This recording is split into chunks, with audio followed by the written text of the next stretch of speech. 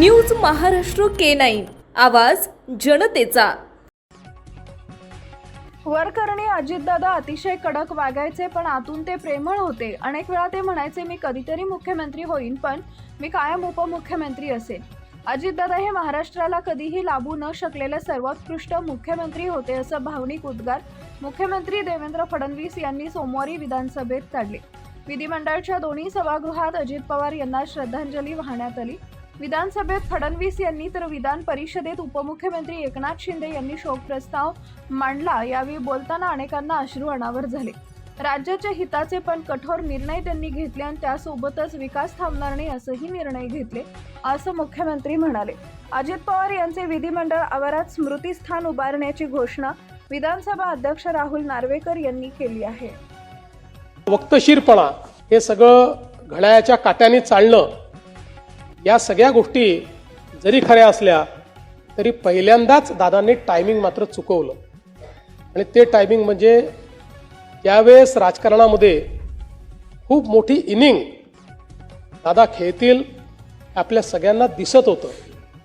अशा परिस्थितीमध्ये त्याने पहिल्यांदा जीवनाचं टायमिंग चुकवलं आणि त्याची हळहळ ही आपल्या सर्वांना नेहमीच राहील। खरं तर दादा 6 वेळा उपमुख्यमंत्री झाले, सर्वाधिक वेळा उपमुख्यमंत्री होण्याचा मान त्यांना मिळाला। पण अनेक वेळा ते असं म्हणायचे की मी कधीतरी मुख्यमंत्री होईल, पण मी उपमुख्यमंत्री मात्र नेहमी राहील। अशा पद्धतीनं अनेक वेळा गमतीने ते म्हणायचे।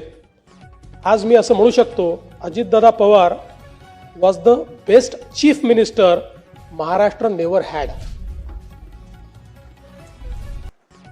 एक जो चांगला मुख्यमंत्री महाराष्ट्राला मिळू शकला असता तो अजितदादांच्या रूपानं आता आपल्यामध्ये नाही। आणि मला विश्वास आहे की शेवटी कधीतरी त्यांचं स्वप्न देखील नियतीने पूर्ण केलं असतं। त्यांच्यात ती क्षमता निश्चितपणे होती।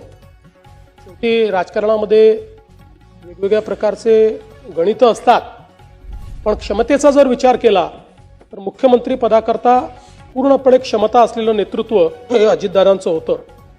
खरं तर मी असं म्हणेन की राजकारणामध्ये आपल्याकडे अनेक नेते आहेत, अनेक दादा आहेत आणि सगळ्याच दादांनी चांगलं काम केलं आहे। पण महाराष्ट्रामध्ये वसंतदादा आणि अजितदादा ही 2 नावं अशी आहेत की ज्यांना दादा म्हणून नेहमीच महाराष्ट्र हा त्यांच्या कामाकरता या ठिकाणी लक्षात ठेवेल। महाराष्ट्रातील महत्त्वाच्या आणि ताज्या बातम्या पाहण्यासाठी आमच्या न्यूज महाराष्ट्र K9 चॅनलला YouTube वर सबस्क्राइब करा आणि बेल आयकॉन प्रेस करा।